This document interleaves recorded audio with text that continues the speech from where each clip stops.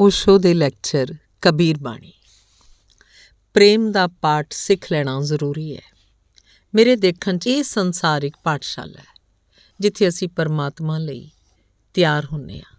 ਇਹ ਸੰਸਾਰ ਪਰਮਾਤਮਾ ਦੇ ਵਿਰੋਧ 'ਚ ਨਹੀਂ ਹੈ, ਇਹ ਉਹਦੀ ਤਿਆਰੀ ਹੈ। ਅਤੇ ਇਸ ਸੰਸਾਰ ਦੇ ਸਾਰੇ ਸੰਬੰਧ ਉਸ ਅੰਦਰੂਨੀ ਸੰਬੰਧ ਦੀਆਂ ਮੁੱਢਲੀਆਂ ਵਿਵਸਥਾਵਾਂ ਹਨ। ਅਜਿਹਾ ਹੋਣਾ ਹੀ ਚਾਹੀਦਾ ਹੈ, ਕਿਉਂਕਿ ਸੰਸਾਰ ਜੇਕਰ ਪਰਮਾਤਮਾ ਦੇ ਵਿਰੋਧ 'ਚ ਹੋਵੇ ਤਾਂ ਸੰਸਾਰ ਬਚ ਹੀ ਕਿਵੇਂ ਸਕਦਾ ਹੈ। ਇਹਦੇ ਹੋਣ ਦਾ ਆਧਾਰ ਹੀ ਗੁਆਚ ਜਾਏਗਾ। ਇਸ ਲਈ ਜਿਨ੍ਹਾਂ ਲੋਕਾਂ ਨੇ ਸਿਖਾਇਆ ਹੈ ਕਿ ਪਰਮਾਤਮਾ ਨੂੰ ਪ੍ਰਾਪਤ ਕਰਨਾ ਹੈ ਤਾਂ ਸੰਸਾਰ ਦੇ ਵਿਰੁੱਧ ਹੋ ਜਾਓ, ਉਹਨਾਂ ਨੇ ਗਲਤ ਸਿਖਾਇਆ ਹੈ। ਸੰਸਾਰ ਦੇ ਵਿਰੁੱਧ ਹੋਣ ਨਾਲ ਪਰਮਾਤਮਾ ਨਹੀਂ ਮਿਲੇਗਾ, ਸੰਸਾਰ ਨੂੰ ਉਲਾਂਘ ਜਾਣ ਨਾਲ ਪਰਮਾਤਮਾ ਮਿਲੇਗਾ। ਅਤੇ ਇਹਨਾਂ ਦੋਹਾਂ ਗੱਲਾਂ 'ਚ ਬੜਾ ਫਰਕ ਹੈ। ਉਲਾਂਘ ਜਾਣ ਦਾ ਅਰਥ ਹੈ ਸੰਸਾਰ ਤੋਂ ਉੱਪਰ ਉੱਠ ਜਾਓ, ਉਹ ਵਿਰੁੱਧ ਜਾਣਾ ਨਹੀਂ ਹੈ। ਸੰਸਾਰ ਦਾ ਅਨੁਭਵ ਜਿੰਨਾ ਘਣਾ ਹੋਏਗਾ ਉਨਾ ਹੀ ਉੱਪਰ ਉੱਠਣ ਲੱਗੋਗੇ। ਜਿਉਂ-ਜਿਉਂ ਤੁਸੀਂ ਪ੍ਰੇਮ 'ਚ ਉਤਰੋਗੇ, ਸੰਸਾਰਕ ਪ੍ਰੇਮ ਵਿੱਚ, ਤਿਉਂ-ਤਿਉਂ ਤੁਸੀਂ ਪਾਓਗੇ ਕਿ ਸੰਸਾਰ ਗੁਆਚਦਾ ਜਾਂਦਾ ਹੈ, ਪਰਮਾਤਮਾ ਪ੍ਰਗਟ ਹੁੰਦਾ ਜਾਂਦਾ ਹੈ। ਜੇਕਰ ਤੁਸੀਂ ਇੱਕ ਵਿਅਕਤੀ ਦੇ ਵੀ ਪ੍ਰੇਮ 'ਚ ਚੰਗੀ ਤਰ੍ਹਾਂ ਡੁੱਬ ਜਾਓ ਤਾਂ ਉਹੀ ਵਿਅਕਤੀ ਕੁਝ ਦਿਨਾਂ 'ਚ ਗੁਆਚ ਜਾਏਗਾ, ਦਰਵਾਜ਼ਾ ਬਣ ਜਾਏਗਾ। ਉਸ ਦਰਵਾਜ਼ੇ 'ਚ ਤੁਸੀਂ ਪਾਓਗੇ ਪਰਮਾਤਮਾ ਦੀ ਪੈੜ ਚਾਲ ਸੁਣਾਈ ਦੇਣ ਲੱਗੀ ਹੈ। ਪਰ ਤੁਸੀਂ ਇੱਕ ਦੇ ਵੀ ਪ੍ਰੇਮ 'ਚ ਨਹੀਂ ਗੁਆਚ ਸਕਦੇ। ਤੁਸੀਂ ਬੜੇ ਕਠੋਰ ਹੋ, ਤੁਹਾਡਾ ਹਿਰਦਾ ਬਿਲਕੁਲ ਪੱਥਰ ਵਰਗਾ ਹੋ ਗਿਆ। ਤੁਸੀਂ ਪ੍ਰੇਮ ਦੀ ਗੱਲਬਾਤ ਵੀ ਕਰਦੇ ਹੋ, ਕਵਿਤਾ ਵੀ ਗੁਣਗੁਣਾ ਲੈਂਦੇ ਹੋ, ਪਰ ਸਭ ਸਿਰ ਵਿੱਚ ਹੁੰਦੀ ਹੈ ਗੱਲਬਾਤ। ਹਿਰਦੇ 'ਚ ਕਿਧਰੇ ਕੋਈ ਕੰਬਣੀ ਨਹੀਂ ਛਿੜਦੀ, ਹਿਰਦਾ ਅਣਛੋਇਆ ਹੀ ਰਹਿ ਜਾਂਦਾ ਹੈ। ਤੁਹਾਡੀ ਬੁੱਧੀ ਦਾ ਹੀ ਸਾਰਾ ਉਪਰਾਲਾ ਹੁੰਦਾ ਹੈ। ਜਦ ਤੱਕ ਹਿਰਦਾ ਨਾ ਛੋਇਆ ਜਾਵੇ, ਜਦ ਤੱਕ ਹਿਰਦਾ ਓਤ-ਪ੍ਰੋਤ ਨਾ ਹੋ ਜਾਏ, ਜਦ ਤੱਕ ਹਿਰਦੇ 'ਚ ਰਸ ਧਾਰ ਨਾ ਵਗਣ ਲੱਗੇ, ਜਦ ਤੱਕ ਹਿਰਦੇ 'ਚ ਤੁਹਾਨੂੰ ਮਹਿਸੂਸ ਨਾ ਹੋਣ ਲੱਗੇ ਕਿ ਇੱਕ ਨਵੀਂ ਕੰਬਣੀ, ਇੱਕ ਨਵੀਂ ਫੁਰਕਣ ਪੈਦਾ ਹੋ ਗਈ। ਇਹ ਜੋ ਧੜਕਣ ਹੈ ਹਿਰਦੇ ਦੀ, ਇਸ ਧੜਕਣ ਦੇ ਪਿੱਛੇ ਲੁਕੀ ਹੋਈ ਇੱਕ ਹੋਰ ਧੜਕਣ ਹੈ, ਉਹਨੂੰ ਤੁਸੀਂ ਨਹੀਂ ਸੁਣਿਆ। ਇਹ ਧੜਕਣ ਤਾਂ ਸਿਰਫ ਖੂਨ ਦੀ ਚਾਲ ਤੋਂ ਪੈਦਾ ਹੁੰਦੀ ਹੈ। ਇੱਕ ਹੋਰ ਧੜਕਣ ਹੈ ਜਿਹੜੀ ਪ੍ਰੇਮ ਦੀ ਚਾਲ ਤੋਂ ਪੈਦਾ ਹੁੰਦੀ ਹੈ।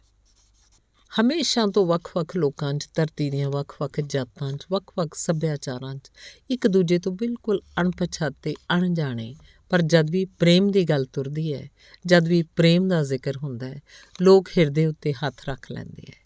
ਇਸ ਸੰਬੰਧ 'ਚ ਕੋਈ ਫਰਕ ਨਹੀਂ ਹੈ। ਇਹ ਹੈਰਾਨੀ ਦੀ ਗੱਲ ਹੈ। ਹਰ ਚੀਜ਼ 'ਚ ਫਰਕ ਹੈ, ਸਿਰਫ ਇਸ 'ਚ ਇੱਕ ਸੰਬੰਧ ਹੈ। ਮਨੁੱਖ ਜਾਤ 'ਚ ਕੋਈ ਫਰਕ ਨਹੀਂ ਹੈ। ਨਿਸ਼ਚੇ ਹੀ ਇਹ ਹਿਰਦੇ ਉੱਤੇ ਹੱਥ ਰੱਖ ਲੈਣਾ ਕੋਈ ਸੱਭਿਆਚਾਰਕ ਅਤੇ ਸਮਾਜਿਕ ਘਟਨਾ ਨਹੀਂ ਹੋ ਸਕਦੀ। ਹੋਂਦ ਤੋਂ ਉਪਜੀ ਐਗਜ਼ਿਸਟੈਂਸ਼ੀਅਲ ਹੋਏਗੀ, ਕਿਉਂਕਿ ਸਮਾਜਿਕ ਹੁੰਦੀ ਤਾਂ ਫਰਕ ਹੋਣੇ ਸੀ। ਹਰ ਚੀਜ਼ 'ਚ ਫਰਕ ਹੈ। ਅਜਿਹੀਆਂ ਜਾਤਾਂ ਹਨ ਜਿੱਥੇ ਹਾਂ ਲਈ ਸਿਰ ਨੂੰ ਉੱਪਰ ਹੇਠਾਂ ਵੱਲ ਹਿਲਾਇਆ ਜਾਂਦਾ ਹੈ। ਅਜਿਹੀਆਂ ਜਾਤਾਂ ਹਨ ਜਿੱਥੇ ਹਾਂ ਲਈ ਸੱਜੇ ਖੱਬੇ ਹਿਲਾਇਆ ਜਾਂਦਾ ਹੈ। ਅਜਿਹੀਆਂ ਜਾਤਾਂ ਹਨ ਜਿੱਥੇ ਨਾ ਲਈ ਅਸੀਂ ਸੱਜਾ ਖੱਬਾ ਹਿਲਾਉਂਦੇ ਹਾਂ। ਅਜਿਹੀਆਂ ਜਾਤਾਂ ਹਨ ਜਿੱਥੇ ਨਾ ਲਈ ਉੱਪਰ ਥੱਲੇ ਹਿਲਾਉਂਦੇ ਹਨ। ਯਕੀਨੀ ਤੌਰ 'ਤੇ ਉਹ ਸਿਰ ਦਾ ਹਿਲਾਉਣਾ ਸੱਭਿਆਚਾਰਕ, ਸਮਾਜਿਕ ਸਿਖਲਾਈ ਹੈ। ਇਹ ਹੋਂਦ ਤੋਂ ਉਪਜੀ ਹੋਈ ਨਹੀਂ ਹੈ। ਛੋਟੀਆਂ-ਛੋਟੀਆਂ ਚੀਜ਼ਾਂ 'ਚ ਫਰਕ ਹੈ। ਮੈਂ ਬਹੁਤ ਖੋਜ ਕੀਤੀ, ਇੱਕੋ ਚੀਜ਼ 'ਚ ਫਰਕ ਨਹੀਂ ਹੈ। ਉਹ ਹੈ ਜਦ ਵੀ ਪ੍ਰੇਮ ਦੀ ਗੱਲ ਚੱਲੇ, ਲੋਕ ਹਿਰਦੇ 'ਤੇ ਹੱਥ ਰੱਖ ਲੈਂਦੇ ਹੈ। ਇਹ ਹਿਰਦੇ ਉੱਤੇ ਹੱਥ ਰੱਖ ਲੈਣਾ ਹੋਂਦ ਤੋਂ ਉਪਜਦਾ ਹੈ। ਕਿਸ ਹਿਰਦੇ ਉੱਤੇ ਹੱਥ ਰੱਖਦੇ ਹੋ? ਜੇਕਰ ਤੁਸੀਂ ਸਰੀਰ ਵਿਗਿਆਨੀ ਕੋਲੋਂ ਪੁੱਛੇ ਤਾਂ ਆਖੇਗਾ ਤੂੰ ਪਾਗਲ ਹੈ, ਇੱਥੇ ਕੁਝ ਵੀ ਹਿਰਦੇ ਜਿਹਾ ਹੈ ਨਹੀਂ, ਸਿਰਫ ਫੇਫੜੇ ਹੈ ਅਤੇ ਪੰਪਿੰਗ, ਖੂਨ ਨੂੰ ਪੰਪ ਕਰਨ ਦੀ ਵਿਵਸਥਾ, ਪੰਪਿੰਗ ਸਟੇਸ਼ਨ ਹੈ, ਹੋਰ ਤਾਂ ਕੁਝ ਉੱਥੇ ਹੈ ਹੀ ਨਹੀਂ। ਇਹ ਜੋ ਧੜਕਣ ਹੈ, ਇਹ ਧੜਕਣ ਤਾਂ ਸਿਰਫ ਖੂਨ ਦੀ ਰਫ਼ਤਾਰ ਤੋਂ ਪੈਦਾ ਹੋ ਰਹੀ ਹੈ। ਇਹ ਹਿਰਦੇ ਦੀ ਗੱਲ ਨਹੀਂ ਹੈ, ਇਹ ਤਾਂ ਫੇਫੜਾ ਹੀ ਹੈ। ਪਰ ਇਸ ਹਿਰਦੇ ਦੇ ਠੀਕ ਅੰਦਰ ਛੁਪਿਆ ਹੋਇਆ ਇੱਕ ਹੋਰ ਹਿਰਦਾ ਹੈ। ਜਦ ਤੁਹਾਡੇ ਅੰਦਰ ਪ੍ਰੇਮ ਦੀ ਰਸ ਧਾਰ ਵਗਦੀ ਹੈ, ਉਦੋਂ ਉਹਦੀ ਧੜਕਣ ਸੁਣੀ ਜਾਂਦੀ ਹੈ। ਕਬੀਰ ਉਸੇ ਹਿਰਦੇ ਦੀ ਗੱਲ ਕਰ ਰਹੇ ਹੈ। ਪਰ ਉਹ ਰਸ ਧਾਰ ਵਗਦੀ ਉਦੋਂ ਹੈ ਜਦੋਂ ਹੰਕਾਰ ਦੀ ਚੱਟਾਨ ਟੁੱਟ ਜਾਂਦੀ ਹੈ। ਹੰਕਾਰ ਦੀ ਚੱਟਾਨ ਹੀ ਉਸ ਹਿਰਦੇ ਦੇ ਦਰ 'ਤੇ ਰੱਖੀ ਹੋਈ ਹੈ। ਉਹਦੇ ਕਾਰਨ ਹੀ ਦੂਜੀ ਧੜਕਣ ਤੁਸੀਂ ਸੁਣ ਨਹੀਂ ਸਕਦੇ। ਹੁਣ ਇਹਨਾਂ ਸੂਤਰਾਂ 'ਚ ਦਾਖਲ ਹੋਣ ਦੀ ਕੋਸ਼ਿਸ਼ ਕਰੀਏ। ਭਗਤੀ ਕਾ ਮਾਰਗ ਚੀਨਾ ਰੇ, ਕਹਿੰਦੇ ਹਨ ਕਬੀਰ ਕਿ ਭਗਤੀ ਦਾ ਜੋ ਰਾਹ ਹੈ ਉਹ ਬੜਾ ਹੀ ਨਾਜ਼ੁਕ ਹੈ, ਬਹੁਤ ਡੈਲੀਕੇਟ ਹੋਏਗਾ। ਕਰਮ ਦਾ ਰਾਹ ਸਭ ਤੋਂ ਵੱਧ ਸਥੂਲ ਹੈ। ਭੁੱਖੇ ਨੂੰ ਰੋਟੀ ਦਿਓ, ਬਿਮਾਰ ਦੀਆਂ ਲੱਤਾਂ ਘੁੱਟ ਦਿਓ, ਗਰੀਬ ਦੀ ਮਦਦ ਕਰੋ, ਬੇਸਹਾਰੇ ਦੀ ਸੇਵਾ 'ਚ ਲੱਗੋ, ਕਰਮ ਦਾ ਰਾਹ ਸਭ ਤੋਂ ਵੱਧ ਸਥੂਲ ਹੈ। ਇਸੇ ਲਈ ਪੱਛਮ ਵਿੱਚ ਕ੍ਰਿਸਚੀਅਨਿਟੀ ਦਾ ਇੰਨਾ ਪ੍ਰਭਾਵ ਪੈ ਸਕਿਆ, ਕਿਉਂਕਿ ਪੱਛਮ ਦੀ ਪਕੜ ਬਹੁਤ ਅਸਥੂਲ ਹੈ, ਮੈਟੀਰੀਅਲਿਸਟਿਕ ਹੈ। ਜਿੰਨਾ ਵੱਧ ਪਦਾਰਥਵਾਦੀ ਵਿਅਕਤੀ ਹੋਏਗਾ, ਉਨਾ ਹੀ ਵੱਧ ਕਰਮ ਦਾ ਰਾਹ ਨੇੜੇ ਪ੍ਰਤੀਤ ਹੋਏਗਾ, ਕਿਉਂਕਿ ਪਦਾਰਥ ਦੇ ਸਭ ਤੋਂ ਵੱਧ ਨੇੜੇ ਕਰਮ ਹੈ। ਕਰਮ ਜਿਵੇਂ ਤੁਹਾਡੇ ਘਰ ਦਾ ਪਹਿਲਾ ਦਰ ਹੈ। ਕਰੋ, ਪਰ ਜੋ ਵੀ ਕਰੋ ਉਹਨੂੰ ਪਰਮਾਤਮਾ ਨੂੰ ਅਰਪਿਤ ਕਰਕੇ ਕਰੋ। ਇਸ ਲਈ ਕ੍ਰਿਸਚੀਅਨਿਟੀ ਬਹੁਤ ਪ੍ਰਭਾਵੀ ਹੋਈ। ਅੱਧੀ ਦੁਨੀਆ ਅੱਜ ਈਸਾਈਅਤ ਦੇ ਨਾਲ ਹੈ। ਉਹਦਾ ਕਾਰਨ ਵੀ ਸਾਫ਼ ਹੈ, ਕਿਉਂਕਿ ਈਸਾਈਅਤ ਦੀ ਸਾਰੀ ਪ੍ਰਕਿਰਿਆ ਕਰਮ ਦੀ ਹੈ। ਦੂਜੇ ਧਰਮਾਂ ਨੂੰ ਵੀ ਈਸਾਈਅਤ ਨਾਲ ਟਾਕਰਾ ਕਰਨਾ ਪੈਂਦਾ ਹੈ, ਇਸ ਲਈ ਉਹ ਵੀ ਕਰਮ ਦੀਆਂ ਥੋੜ੍ਹੀਆਂ ਥੋੜ੍ਹੀਆਂ ਗੱਲਾਂ ਕਰਦੇ ਹਨ, ਪਰ ਗੱਲ ਜੱਚਦੀ ਨਹੀਂ, ਕਿਉਂਕਿ ਉਹਨਾਂ ਦੇ ਤਜਰਬੇ ਵੱਧ ਡੂੰਘੇ ਅਤੇ ਸੂਖਮ ਹਨ, ਉਹਨਾਂ ਨਾਲ ਮੇਲ ਨਹੀਂ ਖਾਂਦੇ। ਅਸੀਂ ਕਦੇ ਸੋਚਿਆ ਹੀ ਨਹੀਂ ਕਿ ਸੰਨਿਆਸੀ ਜਾ ਕੇ ਗਰੀਬ ਦੀਆਂ ਲੱਤਾਂ ਘੁੱਟੇਗਾ। ਇੱਥੇ ਤਾਂ ਗਰੀਬ ਹੀ ਸੰਨਿਆਸੀ ਦੀਆਂ ਲੱਤਾਂ ਘੁੱਟਦਾ ਰਿਹਾ। ਸੇਵਾ ਅਸੀਂ ਸੰਨਿਆਸੀ ਦੀ ਕਰਦੇ ਰਹੇ ਹਾਂ, ਸੰਨਿਆਸੀ ਪਾਸੋਂ ਅਸੀਂ ਸੇਵਾ ਦੀ ਆਸ ਨਹੀਂ ਰੱਖੀ। ਅਸੀਂ ਸੋਚ ਹੀ ਨਹੀਂ ਸਕਦੇ ਕਿ ਬੁੱਧ ਅਤੇ ਮਹਾਂਵੀਰ ਹਸਪਤਾਲ 'ਚ ਮਰੀਜ਼ਾਂ ਦੀ ਸੇਵਾ ਕਰ ਰਹੇ ਹਨ। ਮਰੀਜ਼ ਕਰਨ ਵੀ ਨਹੀਂ ਦੇਣਗੇ, ਬਗਾਵਤ ਹੋ ਜਾਏਗੀ, ਉਹਨਾਂ ਵਿਰੁੱਧ ਡਟ ਜਾਣਗੇ, ਨੱਸ ਜਾਣਗੇ। ਮਰੀਜ਼ ਕਿ ਸਾਡੀ ਸੇਵਾ, ਇਹ ਕਿਵੇਂ ਹੋ ਸਕਦਾ ਹੈ? ਕਿਉਂਕਿ ਬੁੱਧ ਅਤੇ ਮਹਾਂਵੀਰ ਅੰਤਮ ਜੋ ਡੂੰਘੇ ਤੋਂ ਡੂੰਘਾ ਤੱਤ ਹੈ ਧਿਆਨ, ਉੱਥੇ ਖਲੋਤੇ ਹਨ। ਧਿਆਨ ਸੂਖਮ ਹੈ, ਅਤ ਸੂਖਮ ਹੈ। ਕਰਮ ਸਥੂਲ ਹੈ, ਅਤ ਸਥੂਲ ਹੈ। ਦੋਹਾਂ ਦੇ ਦਰਮਿਆਨ 'ਚ ਨਾਜ਼ੁਕ ਭਗਤੀ ਹੈ, ਪਰ ਭਗਤ ਦੀ ਵੀ ਬਹੁਤੀ ਪ੍ਰਭਾਵਨਾ ਨਹੀਂ ਹੋ ਸਕਦੀ, ਕਿਉਂਕਿ ਭਗਤ ਗਾਉਂਦਾ ਹੈ, ਨੱਚਦਾ ਹੈ, ਮਸਤ ਹੈ, ਪਰ ਤੁਹਾਡੀ ਮਸਤੀ ਤੋਂ ਦੂਜੇ ਨੂੰ ਕੀ ਮਿਲੇਗਾ? ਭੁੱਖੇ ਨੂੰ ਰੋਟੀ ਨਹੀਂ ਮਿਲੇਗੀ, ਬਿਮਾਰ ਦਾ ਇਲਾਜ ਨਹੀਂ ਹੋ ਜਾਏਗਾ। ਇਸ ਲਈ ਦੋਵੇਂ ਰਾਹ ਗਿਆਨ ਅਤੇ ਭਗਤੀ ਦੇ ਹੌਲੀ ਹੌਲੀ ਮੱਧਮ ਹੋ ਗਏ ਹਨ, ਅਤੇ ਇੱਕਦਮ ਸਥੂਲ ਜੋ ਹੈ, ਸਭ ਤੋਂ ਵੱਧ ਸਥੂਲ ਜੋ ਹੈ ਕਰਮ ਦਾ ਰਾਹ, ਉਹ ਸਾਹਮਣੇ ਰਹਿ ਗਿਆ। ਗੀਤਾ ਉੱਤੇ ਹਜ਼ਾਰਾਂ ਟੀਕੇ ਹਨ, ਕੋਈ 1000 ਤੋਂ ਵੱਧ। ਟੀਕੇ ਦਾ ਭਾਵ ਅਰਥ ਹੁੰਦਾ ਹੈ। ਸਭ ਤੋਂ ਸਥੂਲ ਟੀਕਾ ਲੋਕਮਾਨਿਆ ਤਿਲਕ ਦਾ ਹੈ, ਪਰ ਬੜਾ ਪ੍ਰਭਾਵੀ ਹੋਇਆ ਹੈ।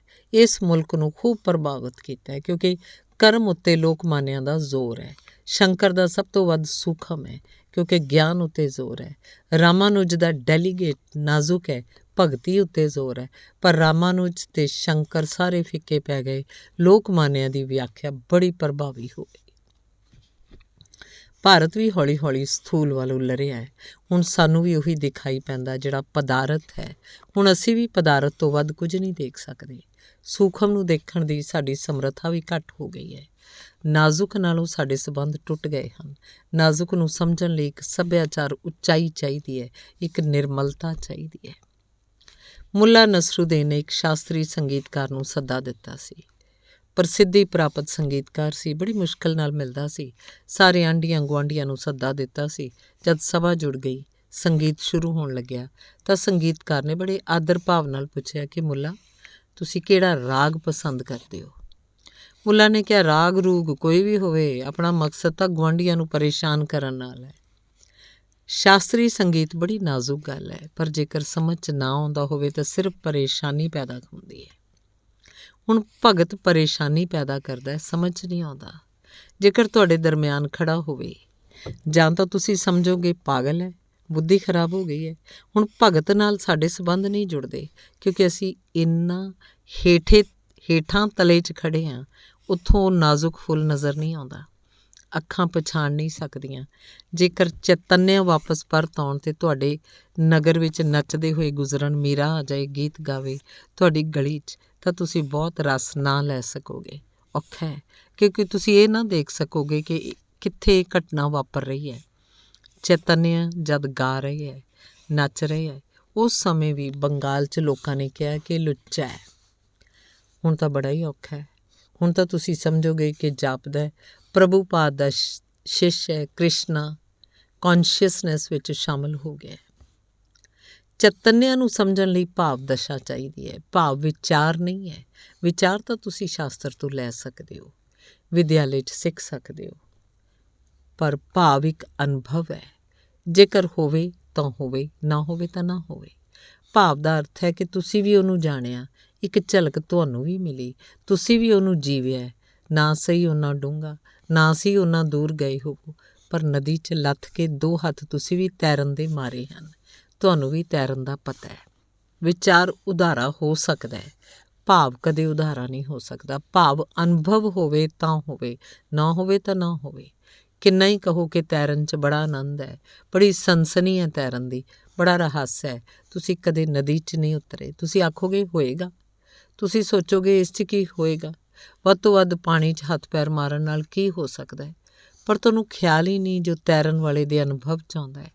ਉਹ ਪਾਣੀ 'ਚ ਹੱਥ ਪੈਰ ਮਾਰਨਾ ਨਹੀਂ ਹੈ, ਉਹ ਪਾਣੀ ਅਤੇ ਆਪਣੇ ਵਿਚਕਾਰ ਇੱਕ ਲੈਅਬੱਧਤਾ ਪੈਦਾ ਕਰਨਾ ਹੈ। ਅਤੇ ਜਦ ਤੈਰਨ ਵਾਲਾ ਸੱਚਮੁੱਚ ਹੀ ਤੈਰਨ ਦੀ ਸਿਖਰ 'ਤੇ ਪਹੁੰਚ ਜਾਂਦਾ ਹੈ ਤਾਂ ਤੈਰਨਾ ਸਮਾਪਤ ਹੀ ਹੋ ਜਾਂਦਾ ਹੈ। ਨਦੀ ਹੀ ਸਾਰਾ ਕੰਮ ਕਰਦੀ ਹੈ। ਉਹ ਨਦੀ ਉੱਤੇ ਤਰਦਾ ਹੈ, ਤੈਰਦਾ ਨਹੀਂ ਹੈ। ਉਹਨੂੰ ਕੋਈ ਮਿਹਨਤ ਨਹੀਂ ਕਰਨੀ ਪੈਂਦੀ। ਇੱਕ ਲੈਅਬੱਧਤਾ ਨਦੀ ਦੇ ਪ੍ਰਾਣਾਂ ਦੇ ਵਿੱਚ ਅਤੇ ਉਹਦੇ ਵਿੱਚ ਹੋ ਜਾਂਦੀ ਹੈ। ਨਦੀ ਦੇ ਦੇਵਤੇ ਨਾਲ ਉਹਦੀ ਪਛਾਣ ਹੋ ਗਈ। ਹੁਣ ਜਿਵੇਂ ਨਦੀ ਦਾ ਦੇਵਤਾ ਹੀ ਉਹਨੂੰ ਚੁੱਕ ਕੇ ਚੱਲਦਾ ਹੈ, ਹੁਣ ਕੋਈ ਸੰਭਾਲਦਾ ਹੈ ਉਹਨੂੰ। ਨਦੀ ਉਹਨੂੰ ਡੋਬਦੀ ਨਹੀਂ, ਨਦੀ ਉਹਦੀ ਦੁਸ਼ਮਣ ਨਹੀਂ। ਇੱਕ ਗੂੜੀ ਦੋਸਤੀ ਹੋ ਗਈ। ਧੰਨਵਾਦ।